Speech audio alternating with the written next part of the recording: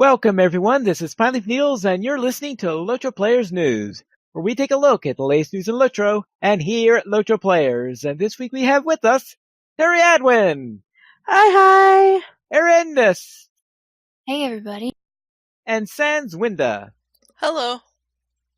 Hello there. And this week we actually have news.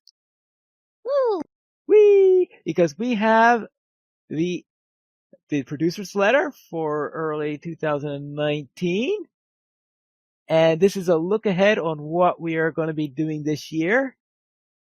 And this is going to start out with where the story is taking us.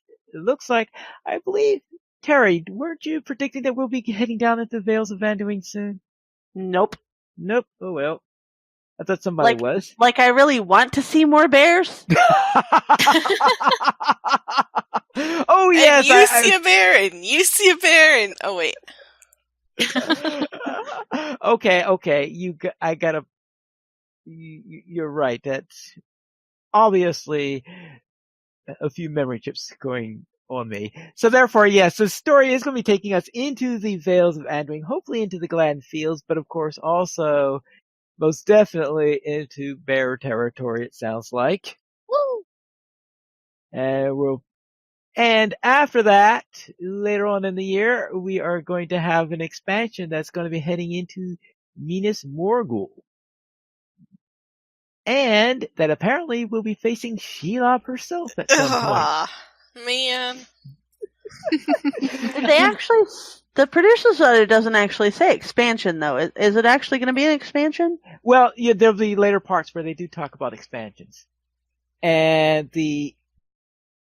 actually, it says here, first, our most important goal for the year is to continue telling you the ongoing story. We are excited to continue the Black Book of Mordor as it winds through Middle-earth and leads players to our next expansion. And they're talking about the expansion meaning this year. And I presume it's Minas Morgul that's going to be the expansion, not the Vale of Anduin. Man, I hope not, because... Yeah. I'll tell you what, I'm not buying an expansion based around bears. So therefore... Not gonna happen. Yes. So I'm assuming, plus the fact that later on in the year would be when I'd be expecting the next expansion, especially since earlier in the year, the DDO team right now is probably working on the Sharn expansion for that game, and I don't think they want them both coming out at the same time. I would rather pay for an expansion for bears than for Shelob. I'm just saying. Though for neither would be okay with me too. Well, I would anyway. be perfectly content to not see or hear anything about that sorry spider ever again, except that she was gone and dead and forever banished. But unfortunately, they've been giving us hints that she's alive and calling all the other spiders to her for the last couple of rounds. Uh-huh. So, yes. I know, but I don't want that to be so. I want her to be gone forever. And not have to see her. I will say that whatever raid group kills her is going to be the one who's going to answer your dreams. Yep. I'm still thinking Shelob raid. And of course, with all those spiders that she called to her, there will be plenty of spiders in that raid before you get to her. But now let's I think I've lost all taste for raiding.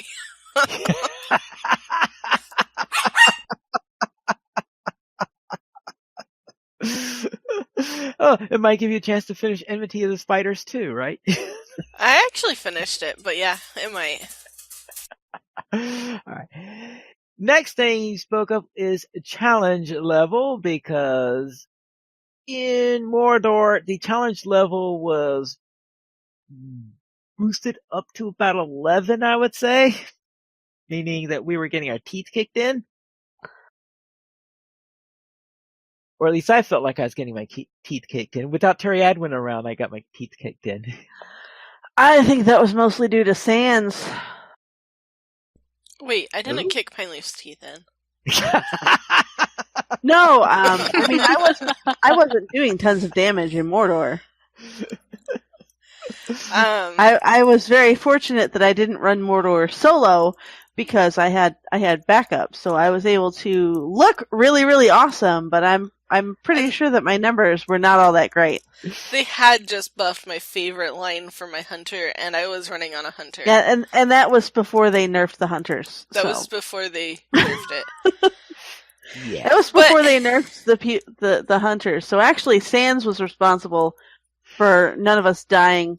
It was a glorious few months. Glorious. I think actually, if we were to go back and redo it now, it would probably be me. It probably would be. Sans isn't pulling down nearly the numbers she was. It's going to be a while before I take another champion back there, though. My next highest level champion is level 76, so it's a little bit of a ways. Yes. But the idea here is that they have the goal of rebalancing on how they handle the challenge level. Here, the landscape in normal instances will not have the same increased difficulty that Mordor had. Thank goodness. That should be nice, especially for soloing. Yes, I'm sure that though all the people who love Mordor the way it is are now saying, "What? You get nerfed in landscape?" Mordor was already nerfed. Like, a few updates ago. Mordor is not as bad as it was when it first came out. Yeah, but it's still not a easy walk in the park either. But because you've got that shadow and all that fun stuff. Well, that's true. But you can level up to 112 pretty easily outside of Mordor if you had to now. Well, and then get some light gear.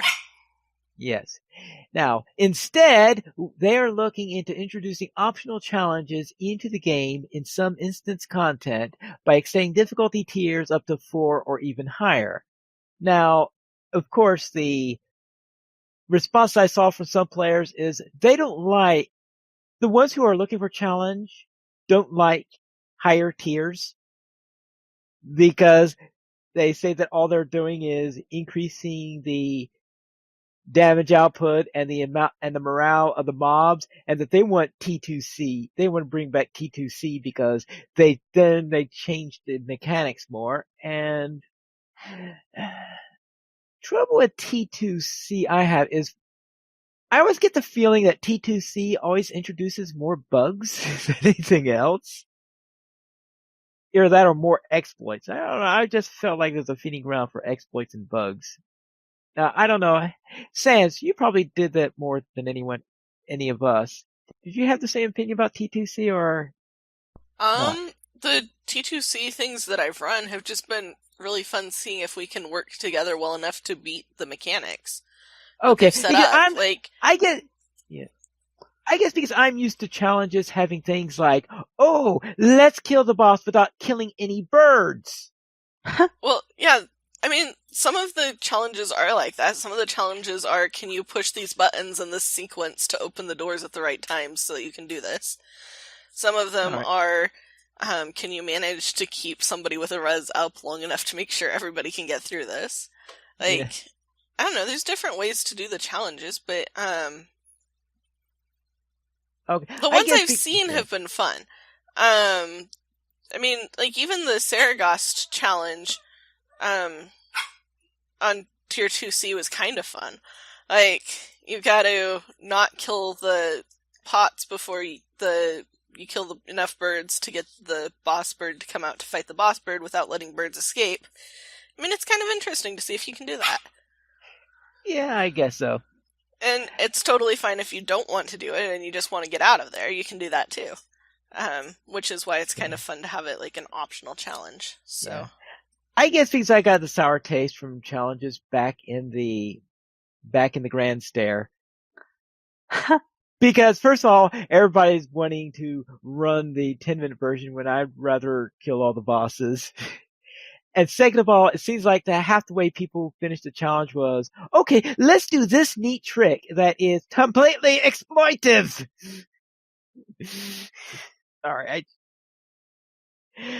the Grand Stair turned me off of didn't you just have to not kill the one guy before you killed the boss?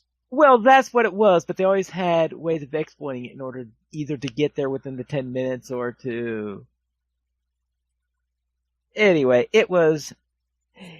Because you had to get there within 10 minutes and stuff like this, and people had...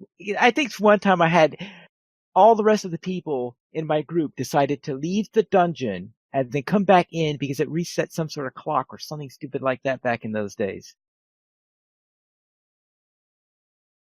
Yeah, I've not tried that challenge on Yeah. level. Over level, Yeah. getting there in 10 minutes is a piece of cake, so I haven't worried about it. Yeah. I guess you got a point there. But anyway, so, of course, why am I talking about this? Let's face it, I'm just going to run it in tier 1 and get through it. I shouldn't complain about it. Not really sure why you're discussing it either. Okay, yes, I Vance should. and Maven both. I'm like, I'm drawing the line at tier 2. Tier 2 is as far as I'm willing to go. Yeah, you're right. I mean, should it just shut up depends on about how it. interesting they make the other tiers. Like, if they're interesting, I'll probably try them because interesting. But if it's just, hey, we made everybody harder to kill, have fun, and the rewards stink, then yeah, no. Like, what, 100 silver for these guys and the skirmishes that they just introduced? So, Oh, we'll see. yes. Oh, I got 200 the other day. Hey, it's off. Yes. Oh, you did. Nice. It's off topic Oh. though, so sorry. But that's probably Yeah. how I'll decide which tiers to do, is based on the interest level and rewards. Yeah, I got the impression that is about 200 is the drop. The problem is that when you're in a group, the 200 gets divided by the number of people in the group. Oh. That explains why the harder ones are dropping like 70 silver or Yes, 16 silver yes. or whatever. Yeah, 70 silver. That's 200 divided by 3. Oh. But all right, let's leave that since I went on a bad tangent there. And let's head into the 64-bit client where Yay! they are expecting to have the early beta tests in March. I know, I was That would be surprised really by that. cool. Yes. Hopefully it won't crash too much when we try it. Fingers crossed. Even if it does, hopefully they'll get the feedback that they need to stabilize it. Yes, I guess you got a point there. Class balance, they'll continue to work on class balance. The big thing they are going to work on now is the burglar will be the first class to be worked on. And looks like they have plans for the runekeeper and the captain later on in the year. And every other class, of course, is saying, well, what about us? Well, the goal is to not do like big sweeping changes. Right. They're pretty much finished with big sweeping changes, and they can do just little tweaks here and there to multiple classes. Yes, that's sort of the goal. Is so they can break everybody at once. Oh, that'll be so much fun.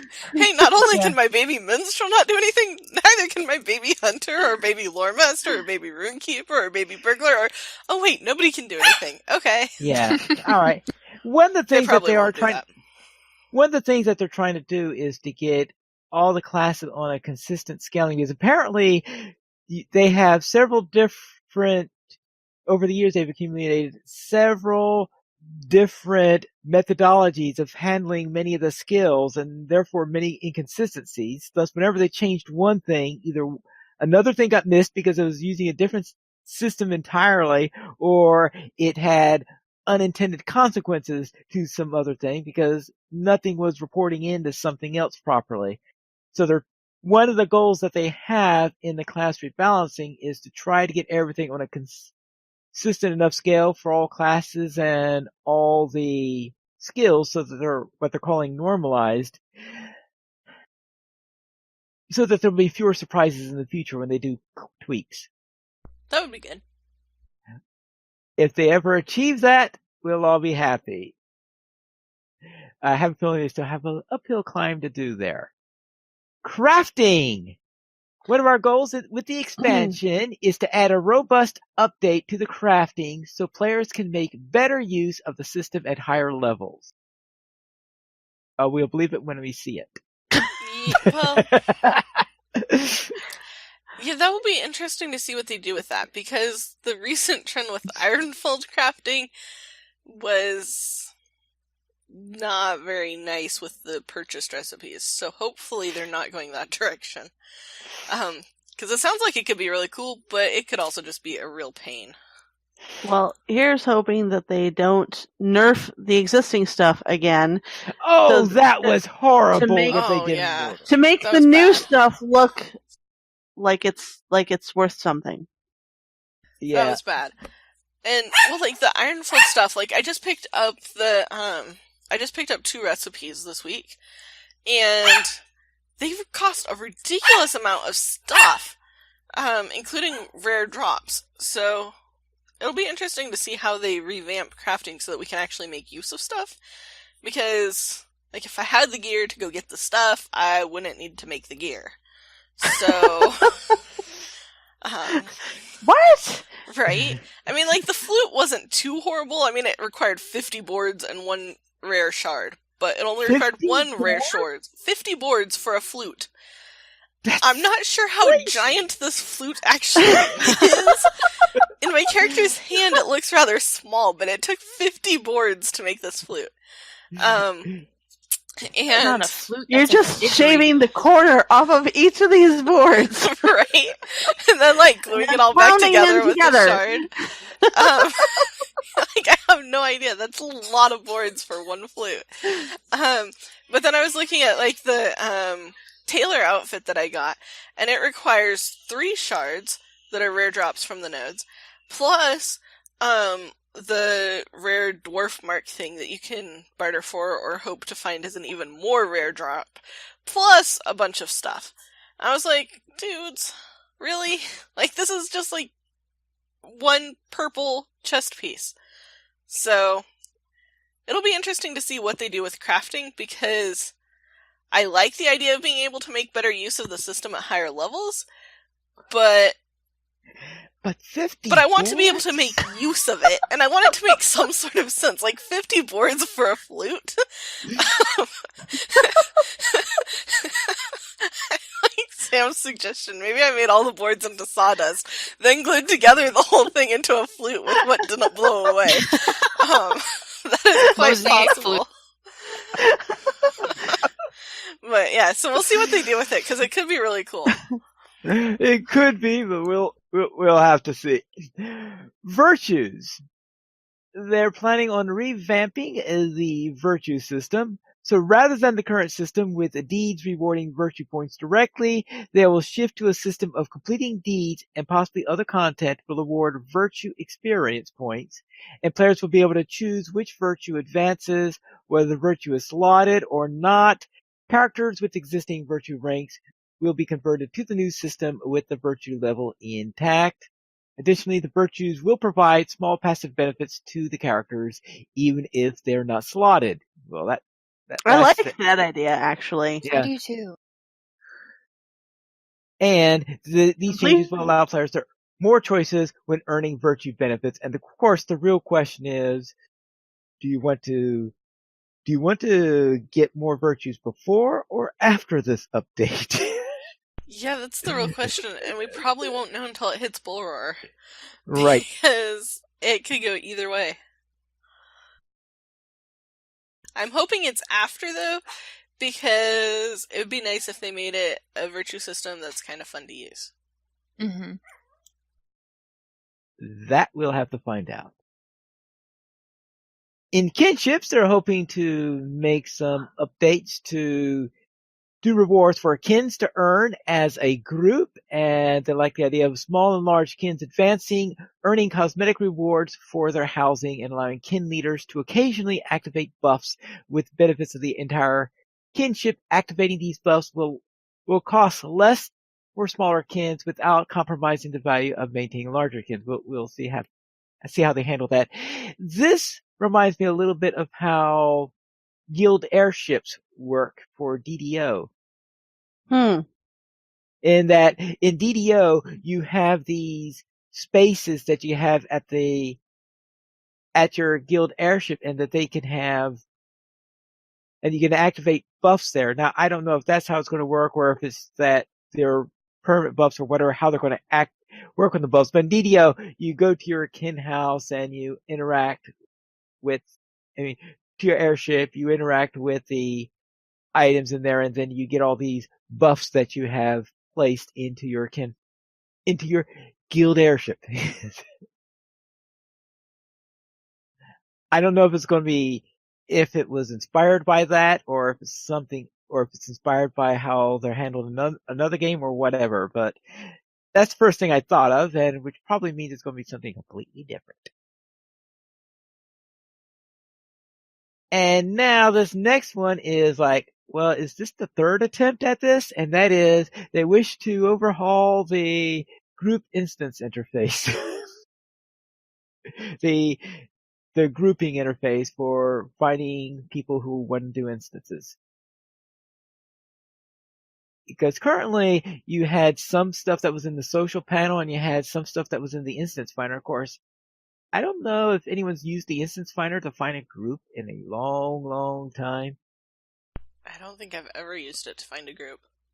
I was just Yeah. wondering, like, I haven't either. Could I use it to find a group? I've never tried. I Yeah. didn't even know it existed. Yeah, because what you do is, there are 3 tabs on the instance finder. If you, in the middle one, for example, if you said you wanted to do a 6-player instance and you were in a fellowship with fewer than 6 players, what it'll do is it'll put you in a queue waiting until you got additional players, as in as soon as you had 6 players for it, it would launch the instance. So it relies on other people using it to work, but you can't necessarily see if anybody else is using it before you queue. Bingo! Okay. Yeah, and one of the things that could be done, for example, is I think that if you were, for example, asking for, so you could select multiple things, so it could set something at random, so look for something up to. One of the things that we'll do for, I think if you're a solo person, you put yourself into the queue and you included a large variety of things. If there was a soloable one, I think after 5 minutes, if you're still waiting, it'll throw you into a solo instance if that was one of your options. Because it was originally mainly for skirmishes and stuff like that. So if you had the option for a solo skirmish, but I tested that out a few times, and I think maybe once or twice I actually had someone pop in on there, but usually I wound up running a solo skirmish as a result of trying that. So yes, that is not working too well. It's not very popular. No one uses it. And I didn't say that, but I'm not optimistic.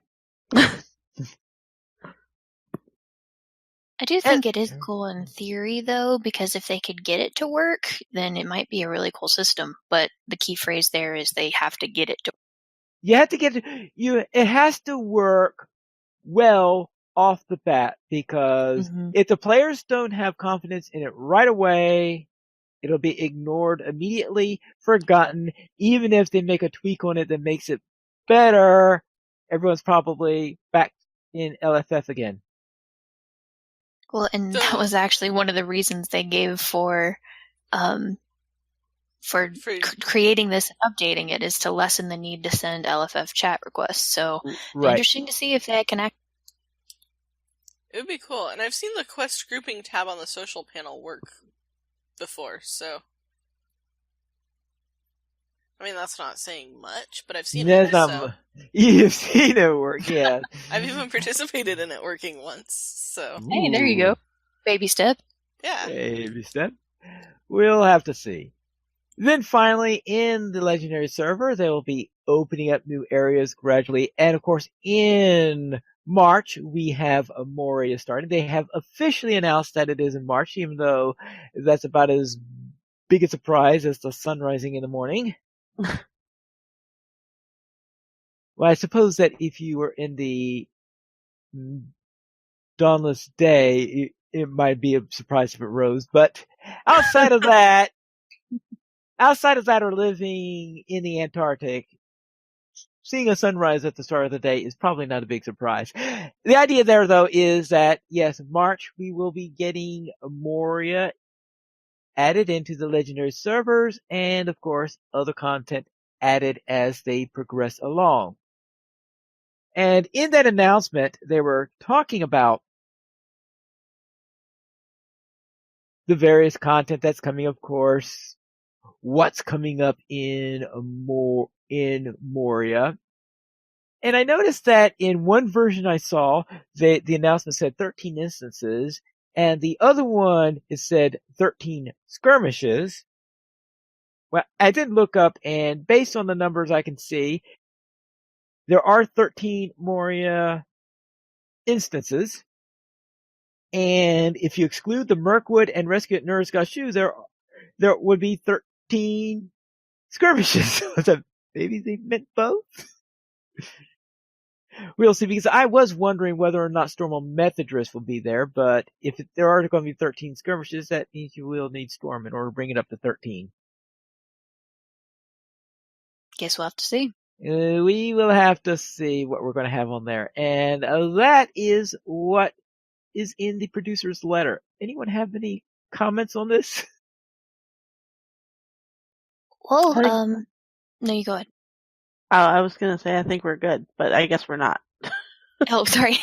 I was just gonna say, I mean, as someone who's not at any kind of anywhere close to level cap, and is still fairly new to the game, I was cautiously optimistic while reading it. I think they're heading in the right direction. The key is going to be getting this stuff to work and to work well, but we'll see. Fingers crossed. I'm kind of excited if they can get it to work. So, if they can get it to work, yes. Yep.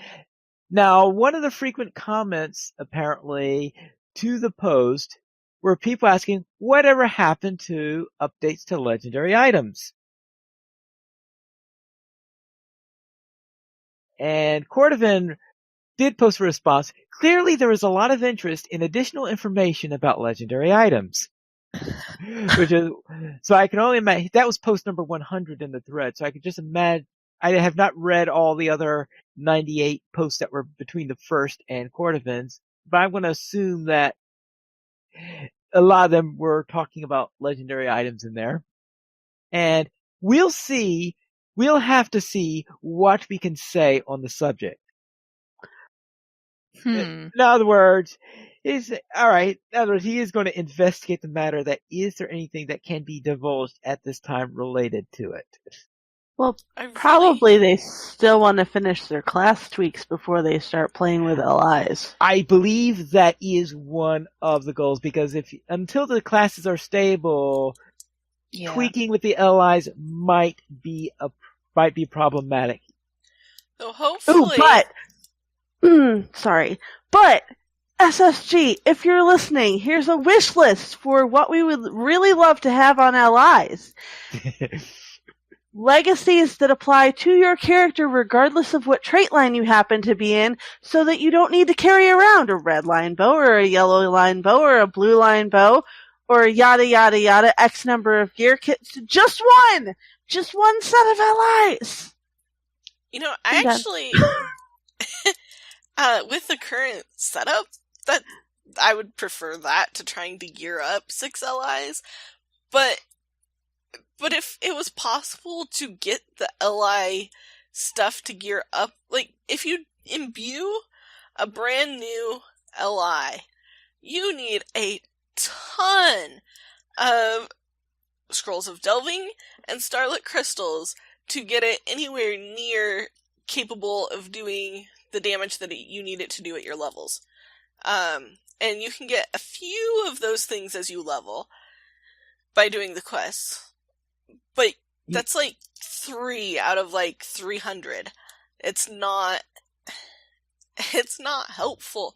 And so you end up doing something like running Minas Tirith dailies every day for forever, trying to get 6 scrolls a day. Like, there's gotta be a better way to do this. And I was really enjoying Court of Saragost when you could run through and get them. But you can't do that anymore. And it was at least another way to get them. You can get like 2 a day by doing the featured instance. Woot! That's 2! You need like 600! the actual number, I can do the maths, but it's like 36 per legacy. And if you use all 7 legacies, you need 252 per LI. Good gracious. And Wait, but I don't have enough good legacies on my LI in order to justify doing that, so I just ignore most of those legacies. I have enough legacies on my LIs to have at least 6 that I would like to top off. And Okay.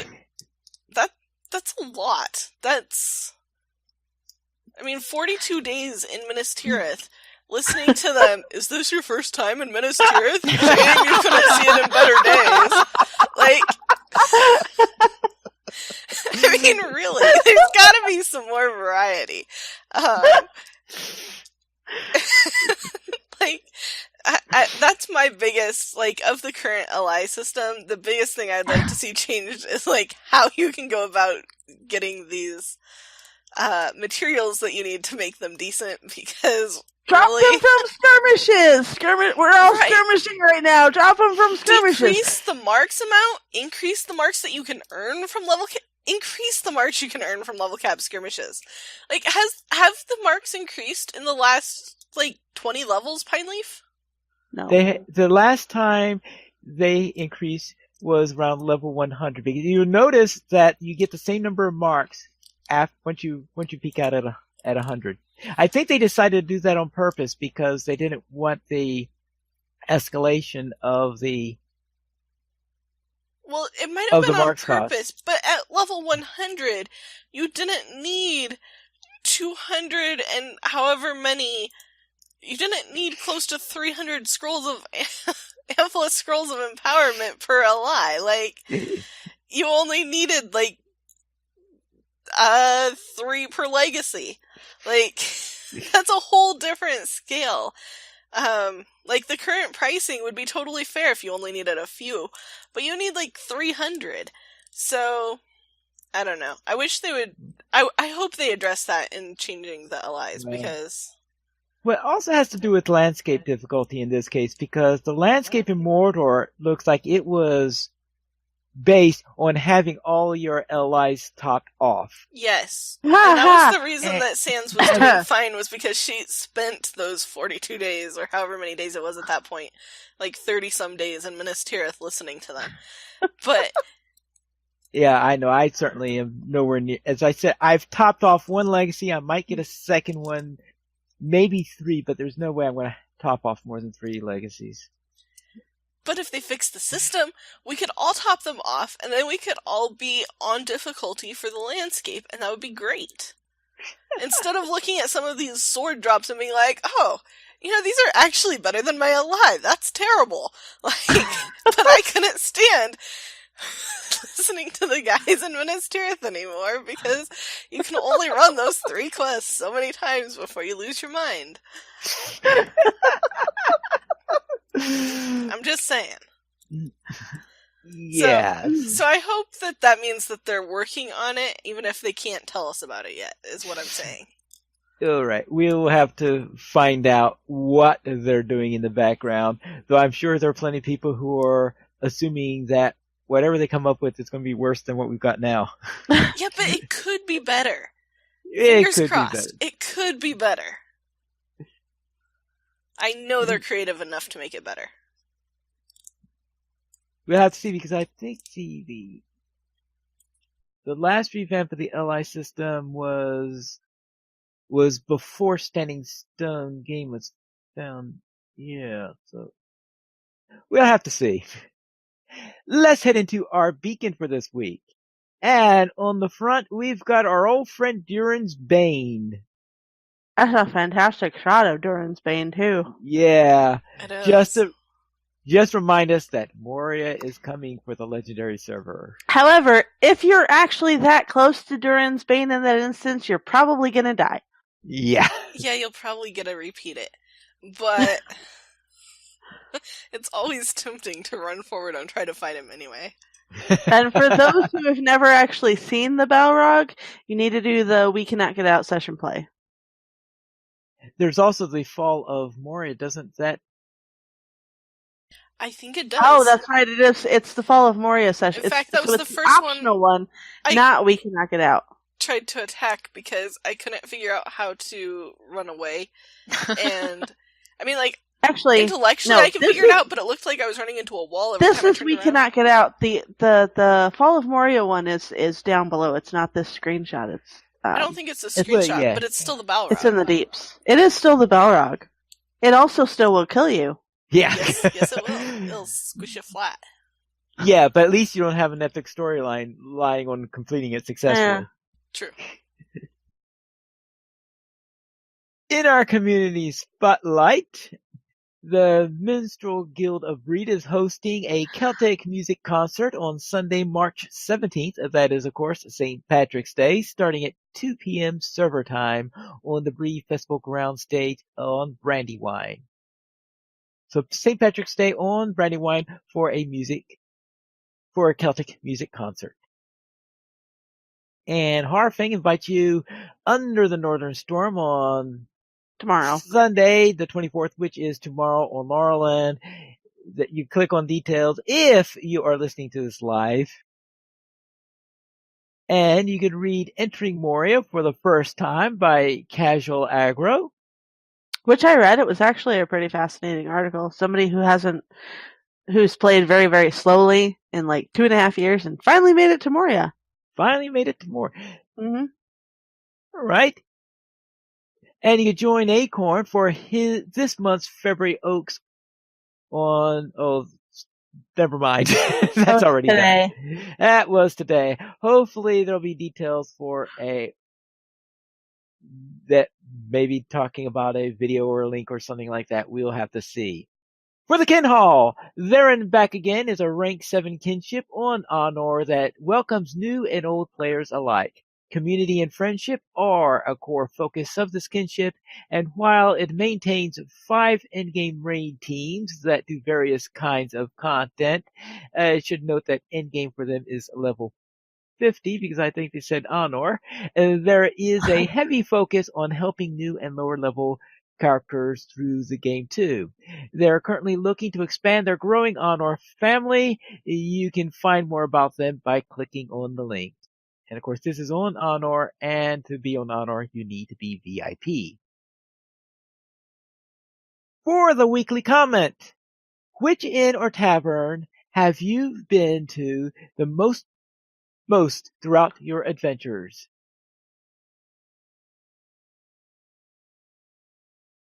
So I've been thinking about this question for 2 days. Yeah. And after 2 days of thinking about this question, because the obvious answer, as many else as I've had, would be the Prancing Pony. Right. But after further thought, it occurred to me that the inner tavern that I've actually been to the most throughout my adventures is the Thorin's Hall Inn. Because I do the Ale Association and I'm in the Thorin's Hall all the freaking time.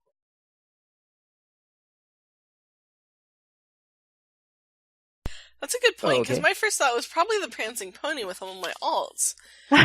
Because you wind up in the Prancing Pony with all of your characters. Right, and then I was thinking, but then if you go visit all the other ones for, like, the Ale League and In League, then that might change it a little bit.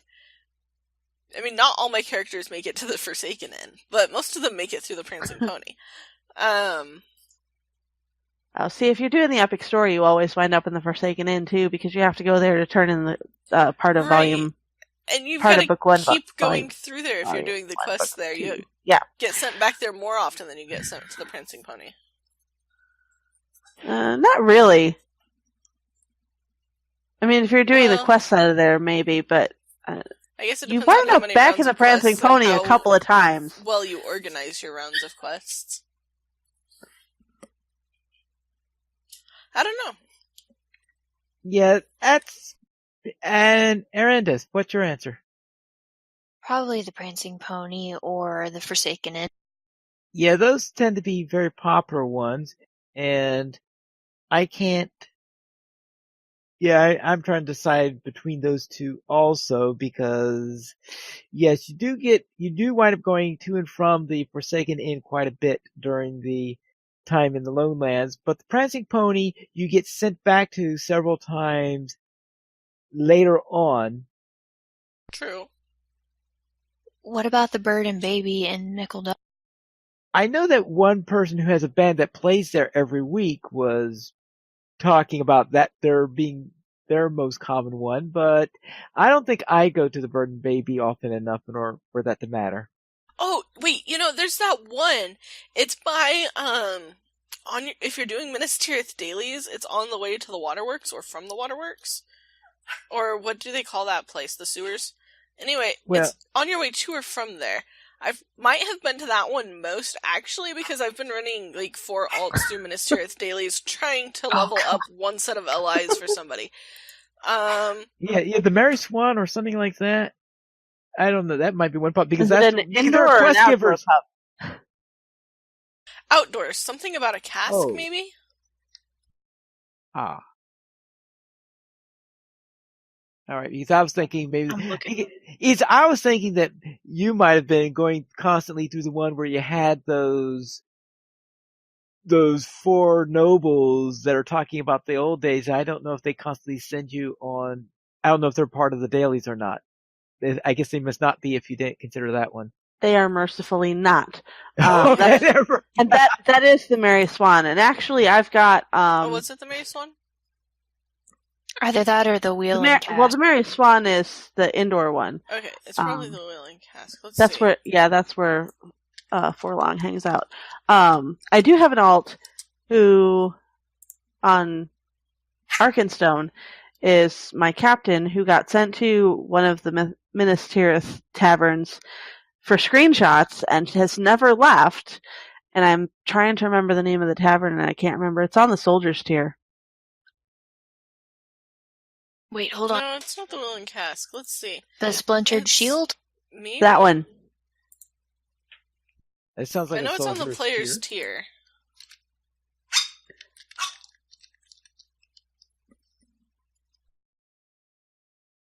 Well, the player's tier, I'd expect a musical name to it, but I'm pretty sure it's the player's tier that's the 4th tier. I'm looking. Yeah, that sounds about right, because the next one after that would be the...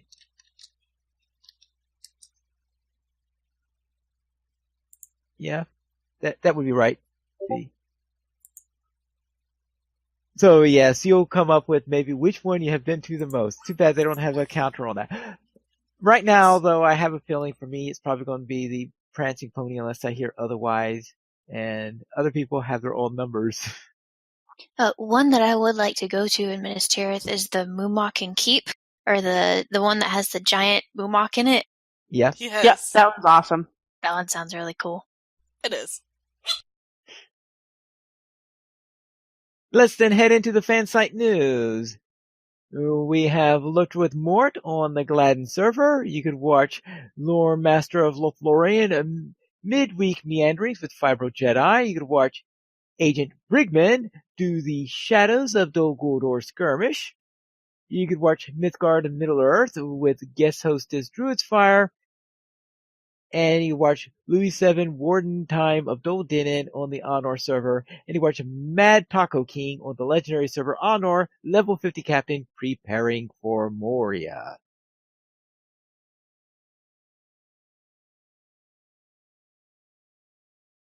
And in the news section, they do talk about the upcoming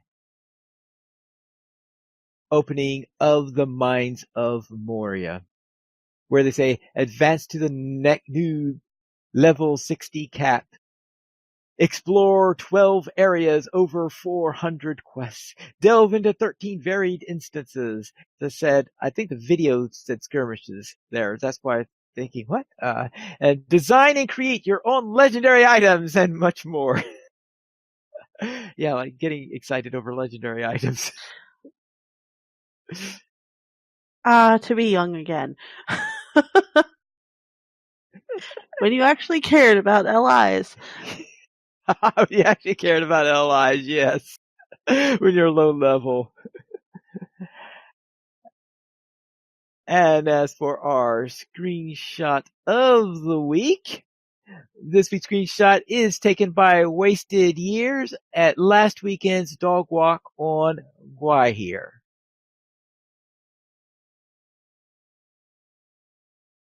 And this is showing a screenshot of from Amansul at some point during the dog walk. And yes, I do see several dogs in the photo here. Mm-hmm. A great idea.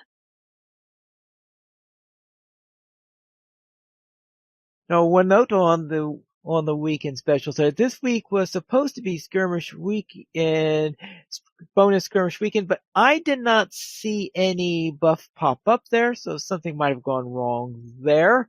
Either that or it's being done in secret.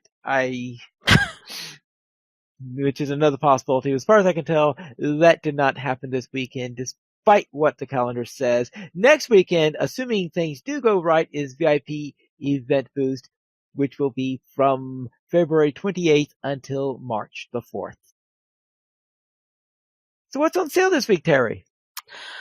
Let's see. The weekly coupon gets you a Landscape Soldier token with coupon Soldier token now through February 28th, and 25% off now through February 28th. Virtues and Virtue Bundles, Trait Slots, and Skill and Slayer Deed Boost. Probably want to hold off on the Virtue Bundles till we figure out what's going on with the Virtue changes that they're doing. Yes. Yeah, I got nothing. Yes. LOTRO Players News is brought to us this week by the Pine Leaf Countdown. Because it is supposed to be the Pine Leaf weekend, and for when you really need a Pine Leaf, there's the Pine Leaf Countdown. Then let's head into our site news where we have another instance of Catalina's Corner, Hobbits to Elves, where Catalina enters into Ered Luin. And here she discusses the music that you have in the early parts of it, in Doyland and in the early parts where you go to Kellandine. So those are, and her view of the music there and how different it is with the music that you hear in the Shire, as well as the feel that she gets out of that music. So if you are interested in music and how this music teacher, which is Cinders, interprets the music in the Lord of the Rings Online, read the latest article of Catalina's Corner. And Sans, have you been following her trek through this? I have. In fact, I've been aiding and abetting it. You have been aiding and abetting it. Yes. All right, that's good to hear. It's been fun. It's been fun onto there. And does she give you her opinion as you go through, or do you have to wait till the article to hear? Sometimes she'll talk about it, and sometimes she's like, let me write it down and then I'll show you. Okay. I've gotten to see it before it was published, and I've gotten to help a little bit with the publishing things, like how to put the pictures in and other things, but yeah, it depends. All right there. Then let's head into Terry's pick of the week, and I would presume it has something to do with cosmetics. Of course it does. It is the outfit that came out today on Cosmetic LOTRO, which is the Dark Shore.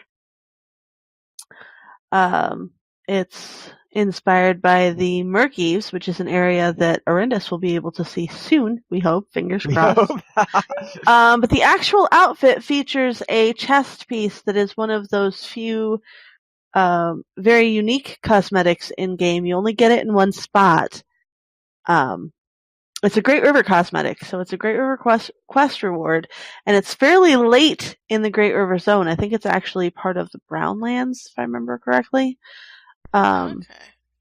I remember at the time that I got it, because I originally got it on Terry, and at the time that I got it, I was previewing stuff, and I got it because it looked cool, because I already had better gear by the time I got to the Great River, so I wasn't super worried about stats and stuff, but I really, really, really liked the look of this chest piece. And it is a heavy armor piece that I don't think I've actually worn on a heavy armor character. It's the battle outfit for my challenge mini. Nice.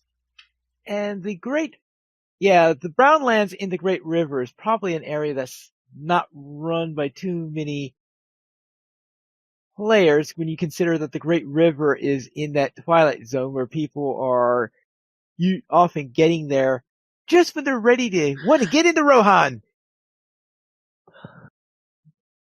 So I suspect Which that is kind of a shame if guilty people of don't run being it. in a hurry.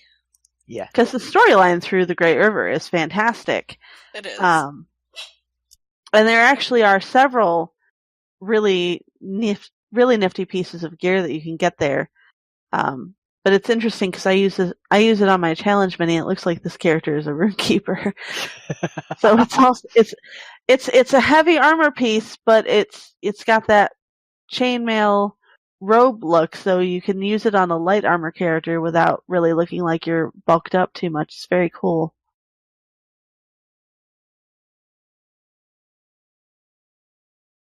Then let's head into our new player question, which this week is contributed by Cal Brody and Arendis.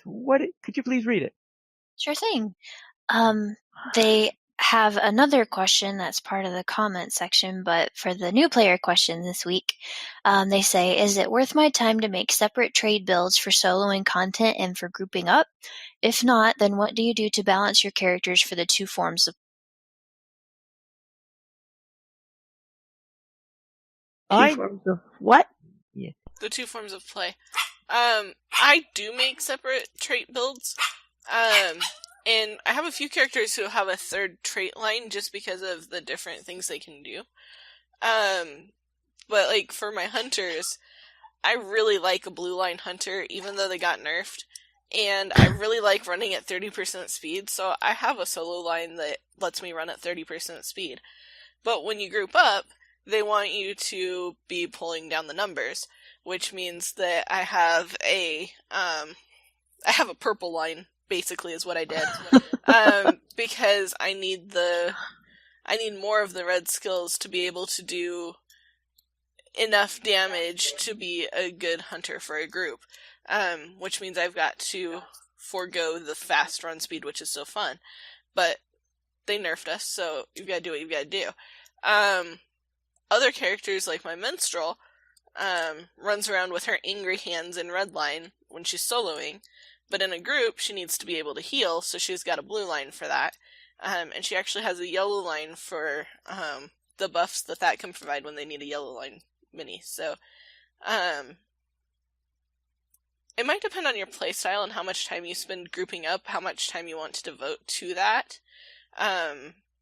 Now that there's a 30-second cooldown, I usually don't spend trait points as I get them in the different lines at low levels unless I know I'm going to be grouping up that weekend or that day or soon.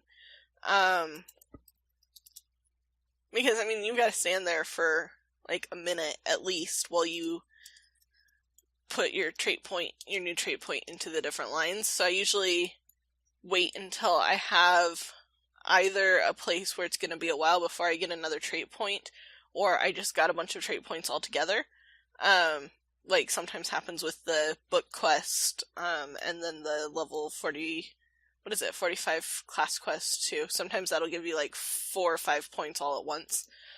And so sometimes I'll take time and trait the different lines for that. But,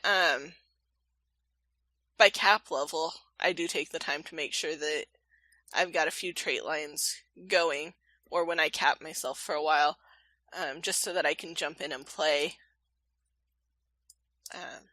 if the opportunity comes up and I don't have to say, oh yeah, I'd love to come help you heal. How about you all stand around for a few minutes while I try to decide where to spend these points?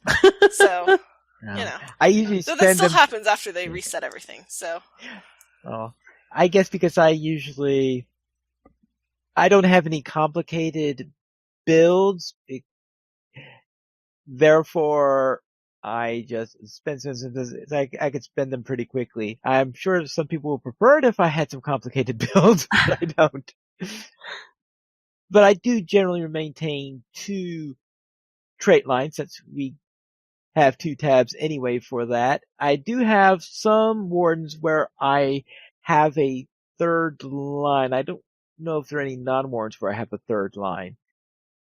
But usually it's everything in one of the lines and a little splash in the others after I cap that off. I don't really go into having mixed lines as much as some other people have. Well, after a certain point, you kind of have to, though. Well, yes. Once I hit the capstone, I obviously have to. But before hitting capstone and filling up everything, I usually don't go into other lines unless it was very important. I think in Runekeepers, I sometimes try to get that healing stone before I've capped off. Sorry. Before you do something. Yes, I might get the healing stone before I get the capstone or something like this. But and I might look for a Heartseeker early on a hunter sometimes. But outside of that, I usually don't go outside the line until I'm filled. That makes sense. I don't look for Heartseeker as early now because they moved it up in the trait tree. Yeah. But yeah, that used to be a go-to. The Runekeeper Healing Stone, though, like, it used to be, like, if you traded the Healing Stone and then you saved 2 more points and you traded into the one below it, it would be ground targeted and you could move it around, and the little pop-up, the tooltip, says that it's going to be ground targeted, but it's not. So, some of those things, like, you don't learn until you've spent the points, and sometimes it might be worth it to respec you after you discover that it doesn't do what you thought it was going to do. But that's one of those things that you can play with, because sometimes it's really helpful to have a skill from a different line, depending on what you're trying to do. Like, I've got some hunter sets that are all AoEs that I took the time to try to figure out, like, how can I best spend my points to get all the possible AoE skills for, like, I think I've used it, like, twice, but it was a lot of fun mowing down things in Moria when I had to go back through. So, yeah, it could be worth it, but it depends on how you want to play, and how much thought and effort you put into it is totally up to you.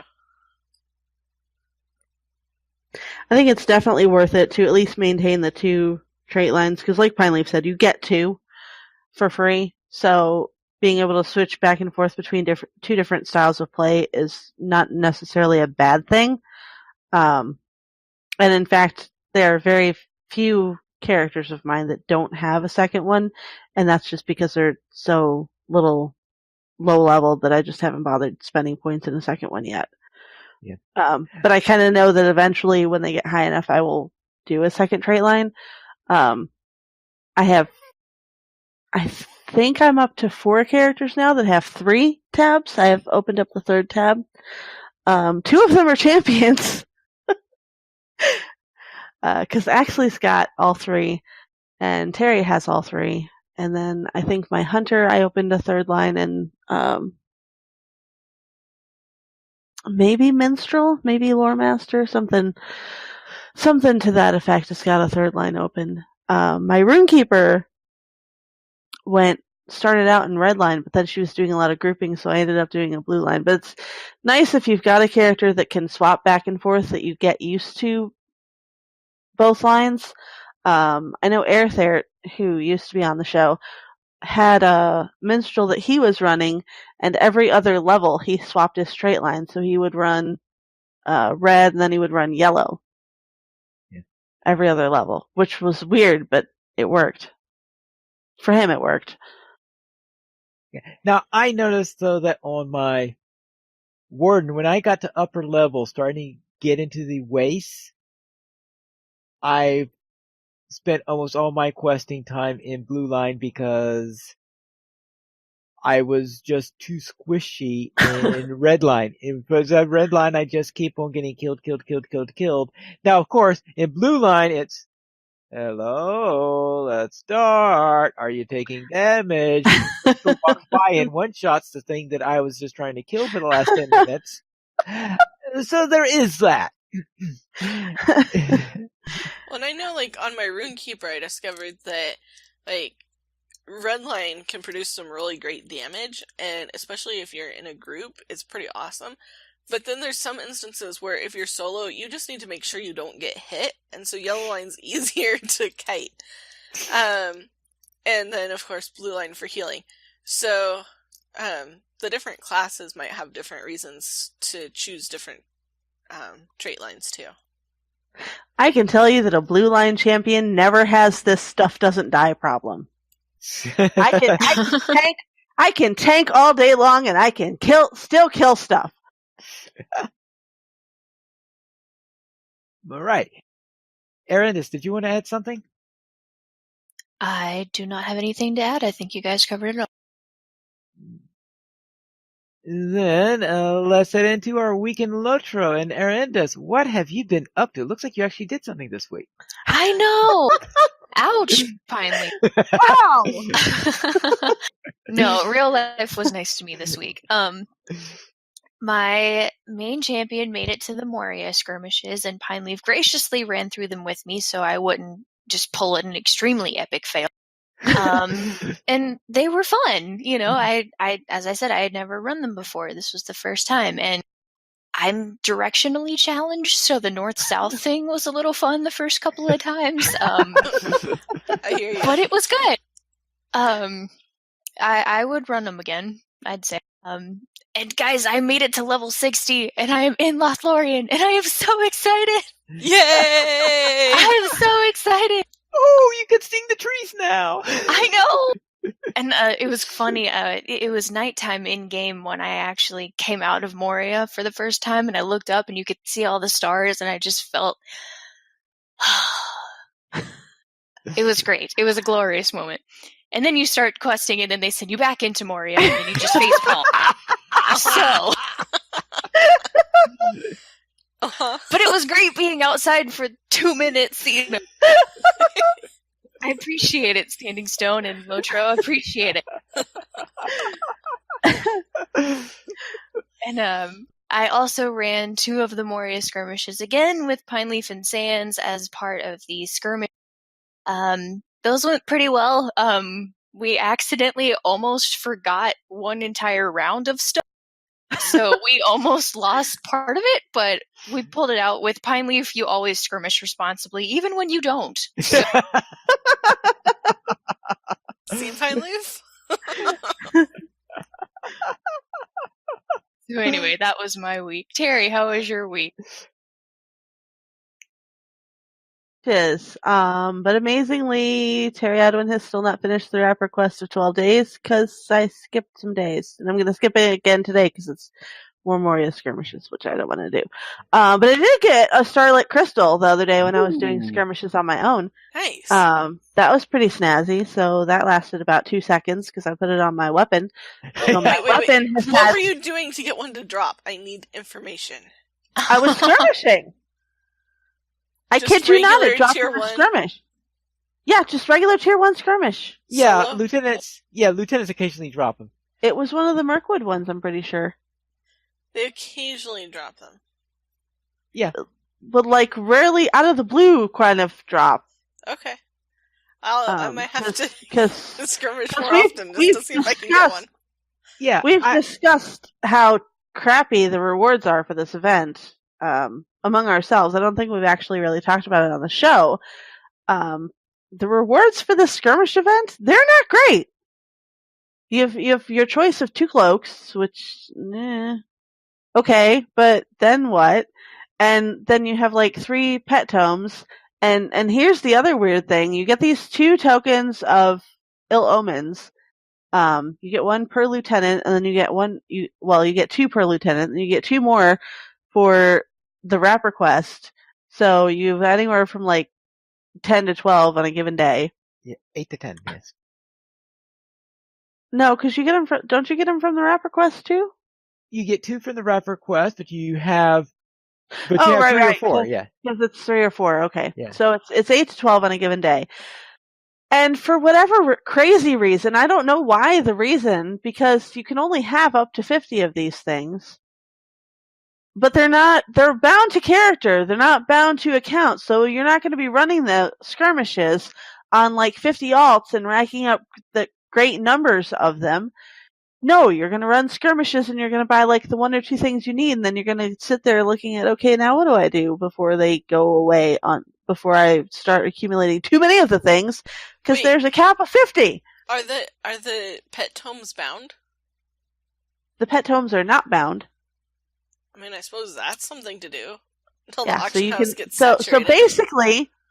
basically you can run the skirmishes and earn all these tokens, and then buy the pet tomes with the tokens, because for whatever reason, Standing Stone has decided that cosmetics need to be bound all of the time to account, but pet tomes are free for everybody until they're not, because you put them in the auction house for like 50 gold. Yeah. I have a feeling it's because the cosmetics go into the wardrobe and therefore can spread a lot more easily if they're not bound. Well, that's kind of the point of cosmetics, which is why they need to not be bound to account. Pretty please. Yeah, so skirmish event rewards not great. Maybe take a look at that, and we're skirmishing for a month here, guys. This would be a fantastic way to get like the scrolls and whatever all of the other ally things that people are. That would be so awesome.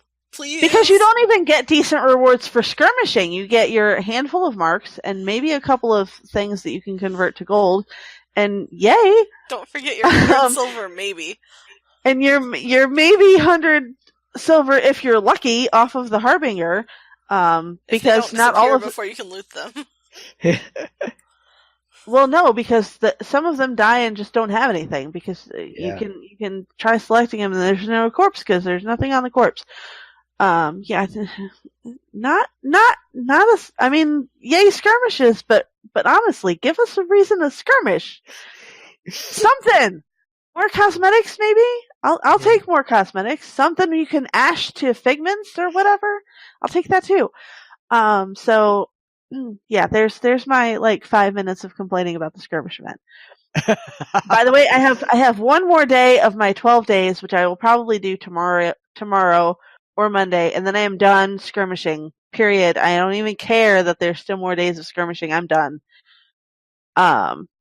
Because rewards are not that great. If the rewards were good, I would be all over that. But you get an essence box for your 12 days. We don't have essence gear right now. I mean, I have essence gear because the cloak was pretty nice that we got. I think that has slots, and there's a couple other pieces I've got that have slots that need essences. But like, I could use an essence box, like, I don't know, every 6 skirmishes for these rewards. Like, all right. So, and then the other highlight for the week is last week I had caught one of Chromite's streams, and we were chatting, and I asked him very politely if he would consider crafting some new allies for my little burglar who's been leveling up, which is why I decided I was going to cap her at 95, because the new allies are level 95, and I got them back in the mail, and I have to share the names for them because the names are awesome. So the dagger is called Four Stabbing Barefoot Elves, which I wonder what you use that for. Just made me crack up laughing.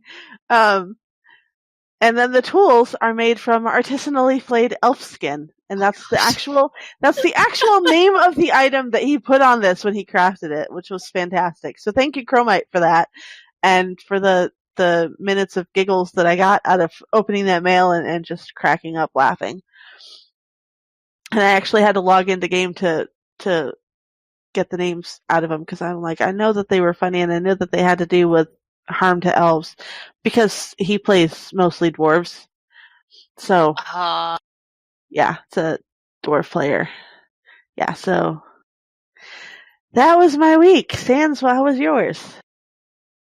My week was pretty good. I made it to level 49 on Anor, and then stopped leveling on Anor because there was an opportunity to participate in the Anvil Raid with Ploy this week. And so I switched back to Landerval and put all my energy into trying to gear up my minstrel, who needed I mean, she didn't even need that much to finish topping off her allies, just like the 3 scrolls per legacy, so that's what, 3 times 7 times 2. It was a lot of runs through Minas Tirith anyway. I'm so sick of Minas Tirith. And then I finally got all the scrolls, and I was like, I finally got all the scrolls for this. I put the last one on her ally, and then I was like, okay, now I should, like, go do one more thing, and I'll head to bed for the night. And, like, 2 minutes later, I'm like, why am I here? I was in one of the Minas Tirith daily skirmishes, because in Minas Tirith on autopilot, I went and finished the last. I was like, really? So she got, like, 2 extra things to put on her next ally that's leveling up. Which, I mean, it's nice to have a little bit of extra for her DPS allies, because they desperately need the help, but I'm not running Minas Tirith dailies to max them out, because I'm sick of Minas Tirith. So maybe one of these days she'll actually have allies that will do damage too, and not just be reliant on friends to help her kill stuff. Or they could revamp the LI system, and then your current allies will be good for both healing and damage. Right, or they could, like, have stuff drop in skirmishes, or from... Or that! Or from, like, the resource instances, or, new content. Like, there could be all sorts of different ways to earn this, and I could be having fun playing and earning it, and it would be great! But, yeah, no. 3 quest lines in Minas Tirith repeatedly is too much. Especially with the very, not cheery Dol Amroth guys who only have a few lines that they keep repeating. Even after you stop talking with them and go into the instance, you will still be hearing them finish saying it for all the quests you just picked up. Or just turn in. Sleep. Yeah. And you hear it, like, for the rest of the day every time you do something. But I got her ready to go, and made an attempt to defeat the first boss of the Anvil Raid, and that was quite the experience. There was much death and destruction, mostly of us. We killed we got through the trash mobs, and then the boss surprised us, and then the boss kept surprising us, and we learned a lot, and we died a lot, and yeah, I'm glad I had decent healing gear, but I don't want to do that many runs of Minas Tirith to upgrade again, ever. And yeah, and then I skirmished a few times, with Ploy, with Erendis, and Pineleaf, and I don't think I skirmished by myself, but, yeah, I leveled up a few different skirmish soldiers for different alts, and ran out of marks leveling skirmish soldiers for an Ariad character once again. So, yeah, I just keep running out of marks, which makes it even more frustrating that the skirmish soldier is not going to do that much for her. She's still only level 115, but the skirmish soldier's skills are only going to be level 100 max, so they're not going to do that much, but I tried. She has a chance of hiding behind her protector now, and we'll see. But yeah, it was fun. There were a few disappointing times when the Harbingers failed to drop even their standard 100 silver, meaning that they didn't even pay for, like, repair costs for the skirmish. But the repair costs weren't bad, and it was kind of fun to kill them with friends. But yeah, they're underwhelming rewards that these guys are carrying around. I'm not sure what this might forebode about Minas Morgul. Like, maybe Minas Morgul, like, all the mobs there have less than 200 silver on them at all times because they were impoverished. I don't know. And I'm sorry. I'm making a jab at Minas Morgul guys being poor, and not carrying very much silver.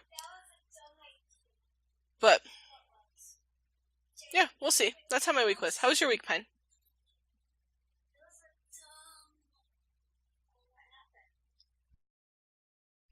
Pine Leaf? Okay, yes, because I did not hear the the last half of your talking about the skirmish section, so therefore I didn't hear when you handed it off to me. Sorry, Pineleaf. It's your turn now. How was your week? Very well. Let us begin with my warden on Crick Hollow, who completed the 12 assault quest. And also, I also completed the deed to kill each of the 18 Harbingers. And I completed the kill 60 Harbingers deed also, which means... Oh my god. Yeah. And of course, that unlocks the infamous kill 120 more!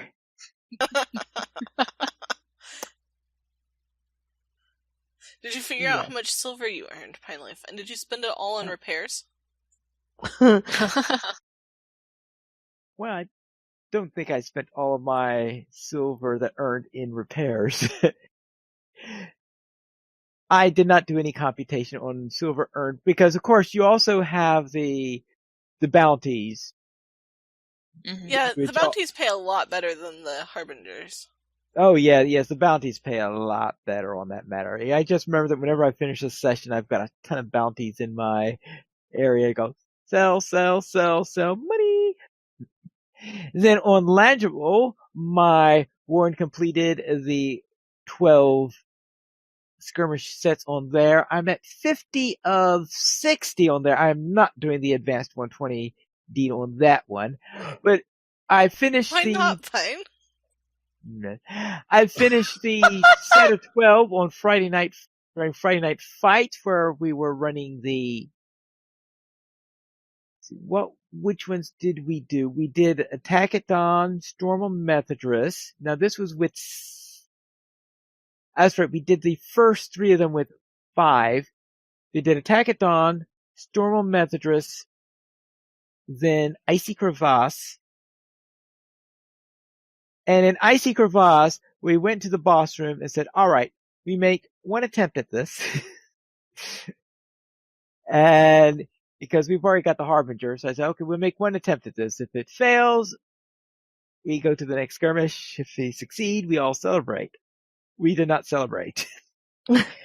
What happened is, we were having one of those, a pretty good run during the attempt, and of course,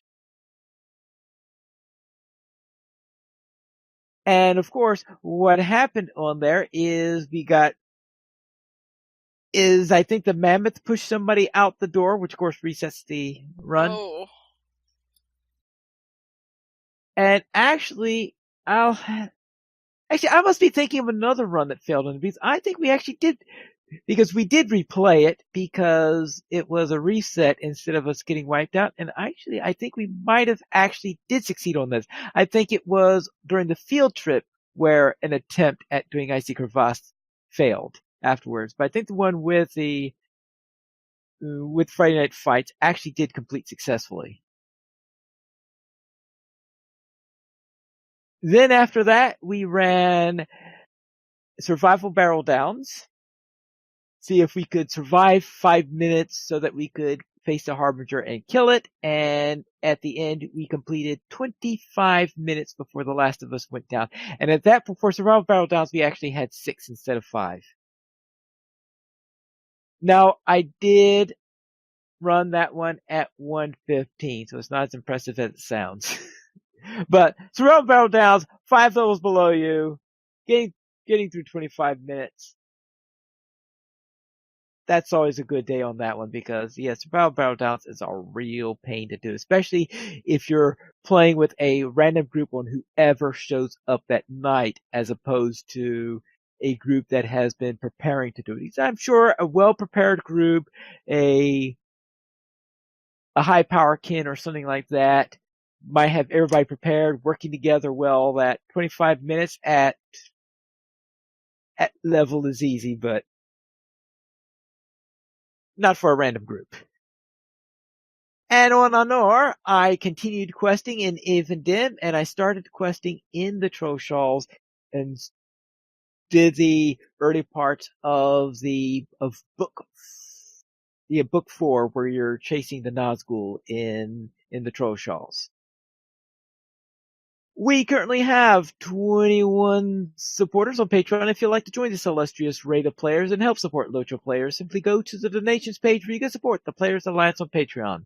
There you'll find rewards, including a mention on the podcast your choice, or even be guest with us for an episode of LOTRO Players News. Our featured comment this week is by Call Brady. Is there anything that we did not cover during the new player question? Yes. All right. Could you please read that?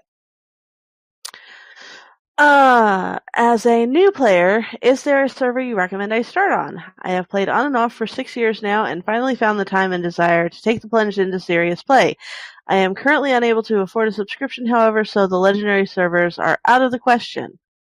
So, server recommendations.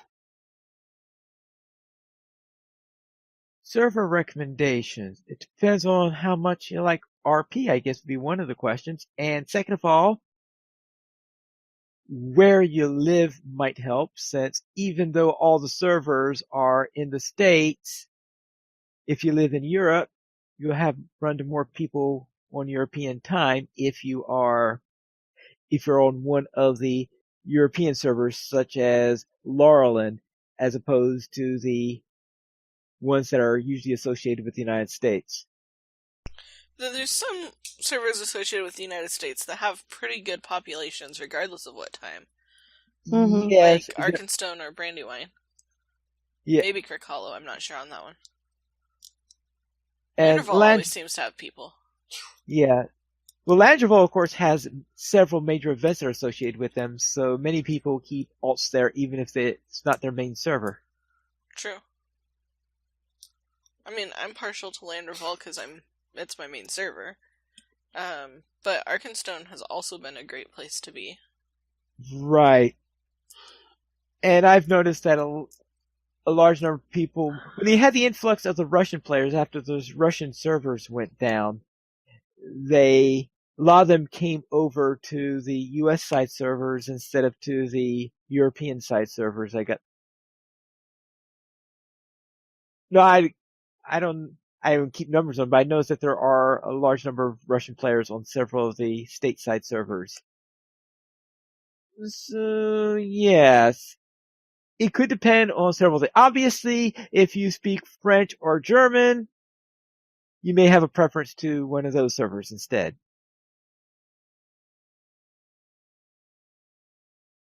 But Langeable, if you have any liking of role-playing, especially if it's more of a relaxed role-playing style, or if you like special events such as that. So Crick Hollow has been trying to get into many of them, and I think some of the other servers have been getting into that. Laurelin is also a big one because they're the big English RP server, and there they take RP a little bit more seriously than they do on Langeable because of traditions. And it's an RP server where Landerval is RP encouraged, right? Yeah, Langeable is designated as RP encouraged, and that's because on the state side, we did not have RP servers when they originally created the game, and so therefore there weren't any. Langeable became an unofficial RP server because that's where the RPers all wound up migrating to and starting to play together, so it was all within the player base where it got it. And I guess back then Turbine eventually recognized them as a RP encouraged server when they were doing, I think it was during the merger when that happened. And Codemasters ran the original European servers, and they did have specific RP servers, which made integration of the system after Codemasters closed down quite thrilling, shall we say. But yes, as for new player, I guess it depends on your play style is probably the best. And of course, the time zone in which you will be playing is the other one. But there are some servers where there are people playing constantly because you got people maybe from Russia, from Australia. I think is it Arkansas that has the Russian players, or is it Brandywine that has the large Russian contingent? Maybe it's both. I don't know. Or maybe both. I'm trying. Yes, you have.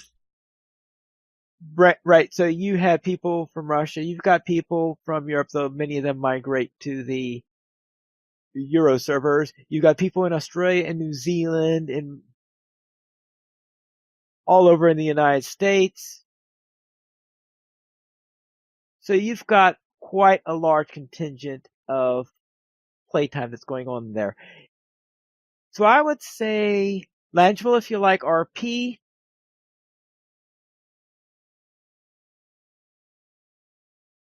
And I really can't recommend one over there. You said, Sans, what was your favorite for non-RP? The two places where I have the most characters in different kins. Maybe I shouldn't confess this, but Landerval and Arkenstone. Okay. And I don't know, I've enjoyed them. The kinships I found were from either listening to podcasts or the Corsarum course on I'm trying to remember the exact phrasing, but it was on storytelling in different mediums. So I feel like those were really good, but I think they're probably really good kinships on all the servers. I mean, I suppose the fact that I started on Landerval was totally due to the Tolkien Professors podcast, so that was how I made my choice. But I think that if you don't have like a strong sense of where to start, it wouldn't hurt to make a new character on a few different servers and just see where you like, because you can go through the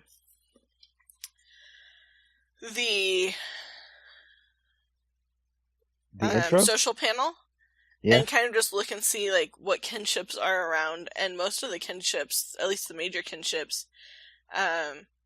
you can look up and see if any of them look interesting online. So that's another way to look and see if there's one that looks like it might be a good fit, and maybe try talking to some people. If there's no other obvious way that you can think of to choose. Okay. Anyone else have anything to add?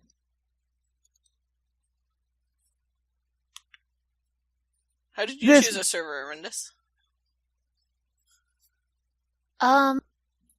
I think at that point, I had heard people talk about Landreval before, and so I just decided to roll there because that's what I had heard, and I went, oh, okay, well, I'll just try there. And then all of the other servers that I'm on, it's because I know people on those servers, or I'm playing with a group who are on those servers. So just kind of a mix of what everybody said so far. That makes sense. How did you choose Pineleaf? In my case, I know my very first server was Nimrod, which was probably pretty random in there. But the server that I wound up playing on for the longest was Winfola, and I chose that server because it was one of the first servers to come back up after Moria launched. And I couldn't wait for Nimrodel to get back up because apparently several of the servers were not coming up properly during the Moria launch. So I created a temporary character on Winfola, a warden called Pineleaf, and that has been my main ever since. And when servers merged, how did you choose where to go? I went... How did I choose where to go? Our kin as a group went there. So I went with my kin and our kin went to Crick Hollow Now, there was a choice because the kin was thinking of either going to Arkenstone or to Crick Hollow. My vote, when I was voting, because we're all voting on it, I voted for Crick Hollow, mainly because I already had a capped pine leaf on Arkenstone, because that's where we had the academy. That makes sense. So therefore I could not have a pine leaf in my kin on Withbola, and at the same time have a pine leaf that was on Arkansas. So therefore I would have had to figure out what was I going to do in that case. Fortunately, they decided to go to Crick Hollow, which saved me a lot of trouble figuring out on how I was going to do my characters. That was nice of them. Yeah. How did you choose your first server, Terry? Well, I think actually now that my connection has decided to come back, my very, very first server started with a D, no longer exists, and I picked it because it was the most popular thing available. I eventually ended up on Landreval because the people that had talked me into playing in the first place actually said Landreval, but I didn't bother writing it down or anything. Because I knew nothing about gaming at the time. What do you mean different servers? Yeah, so that's how I ended up on Landreval. And been on Landreval for 7 years? Yeah, because I'll get my 7-year package, and it's been a little over that because it was like September. Nice. All right. So, yeah, it was 7 years this past September. 7 years this past September. If you would like to contact us, you could send it to podcast@LotraPlayers.com. You can also follow us at Twitter, the Players Alliance, at Players Ally, Lotra Players, at Lotra Players, Arendis, at Arendis, Pineleaf, at Pineleaf Needles, Sanswinda, at Sanswinda, and Terry Adwin, at Terry Adwin. The Players Alliance has 2 shows. On Thursdays at 7 p.m. U.S. Eastern Time, we have DDO Players News, and on Saturdays at 8:30 p.m. U.S. Eastern Time, we have Lotra Players News. You could join us for our live shows on LotraPlayers.com/live. And that is all for tonight, and this is Piney Mules reminding you to skirmish responsibly.